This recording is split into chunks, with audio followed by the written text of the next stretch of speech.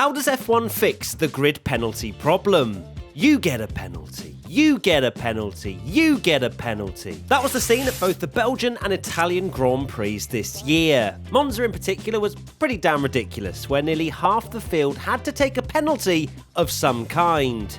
Yeah, you can argue that it spices up the race somewhat, which I'm all in favour of, but it then takes so much out of what we experienced during qualifying.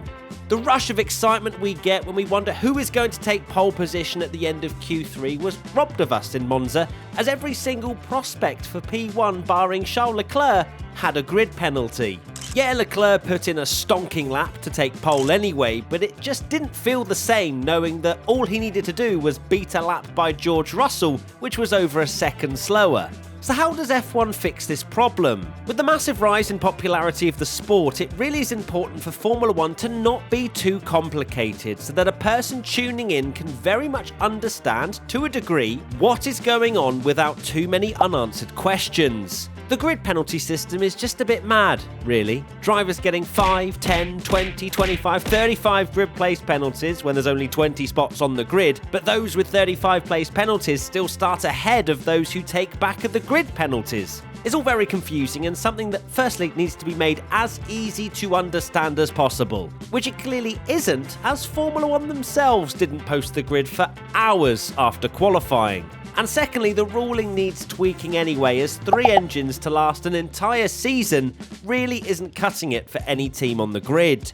It's funny, I mentioned that Formula 1 hadn't posted the grid for ages after qualifying, but we all assume that teams and drivers are in the know and that we're just waiting for it to be drip-fed down to us. Oh no.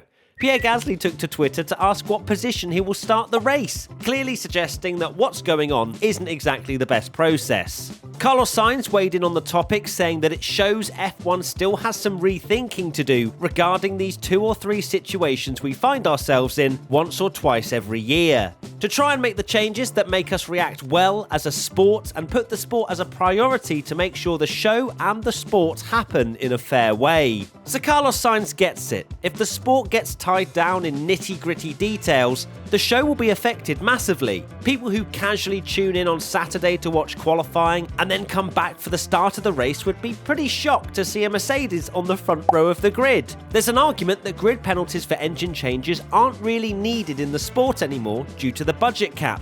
But then again, teams can't really prepare for failures in that department. What happens when they eventually hit their budget cap? They can't take part for the rest of the season? Something else needs to happen. An extra allocation of parts would definitely go some way to stopping so many engine penalties happening. I think as fans we understand there will be the odd penalty here and there. That's fine. But when it's most teams having to go down that route at places like Spa and Monza, it can make it pretty farcical and ruin the spectacle somewhat. At least in qualifying. There also needs to be some work done to the graphics when watching qualifying to show, in real time potentially, where drivers will end up post-penalty. If you're none the wiser about grid penalties and haven't watched free practice, the only information you may well receive as a casual fan is the commentator mentioning it once or twice. We need to keep simplifying the sport as much as possible from a viewing experience. There you have it, a look into how we fix the grid penalty issue that's cropped up a couple of times this season.